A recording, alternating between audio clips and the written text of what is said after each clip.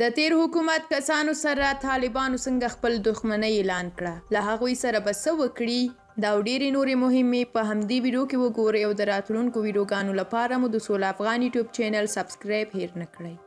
نړۍ پر دې ټینګار کوي چې طالبان باید په افغانستان کې ټولګډونه حکومت جوړ کړي او پر خپلو ژمنو باندې ودرېږي، خو طالبانو د دې خبرې ځواب ورکړ او په دې هکله یې سخت غبرګون وښود. د طالبانو له لوري د نړۍ وړاندیز ته د رد ځواب وویل شو.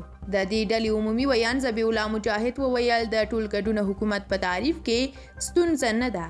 د طالبانو برداشت د نړۍ وړاندیز څخه داسې دی چې دوی وایي نړۍ بیرته هغه تکراري څیرې راوستل غواړي. مجاهد وویل د نړۍ د ټولګډونه حکومت د رامنځته کولو منظور دا دی چې هغه کسان چې دلته 20 کاله واکمن وو بیرته واک ته ورسول شي، خو د افغانستان خلک هغوی نه غواړي او موږ ته دا مهمه ده.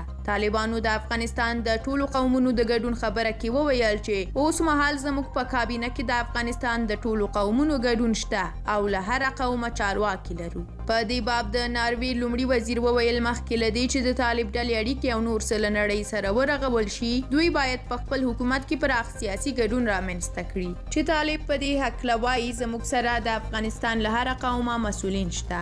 د ناروې اصولو غونډه کې له طالبانو وغوښتل شول چې لومړی باید ټولګډونه حکومت رامنځته کړي او له هغه وروسته د ښځو او بشري حقونو په برخه کې رعایت وکړي ترڅو د نړۍ د باور وړ وګرځي. داسې ویل کېږي چې کله طالبان پر افغانستان واکمنېدل نو امریکا ورته د تیر حکومت د یو شمېر کسانو نوم لړ ورکړی و چې باید د دوی کابینه کې شامل شي، خو هغه مهال هم طالبانو هغوی په فساد تورن کړل او زیاته یې کړه چې حکومت په دوی نه بدنام کوي.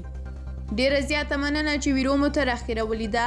تاسو هم د طالبانو د دغه خبرو سره هم نظر یې کنه؟ خپل نظر، انتقاد او پیشنهاد مو په کومنټ کې ولیکئ. موږ ستاسو نظرونه کومنټونه لولو. تر بلې ویډیو مو د خدای په امان. خبر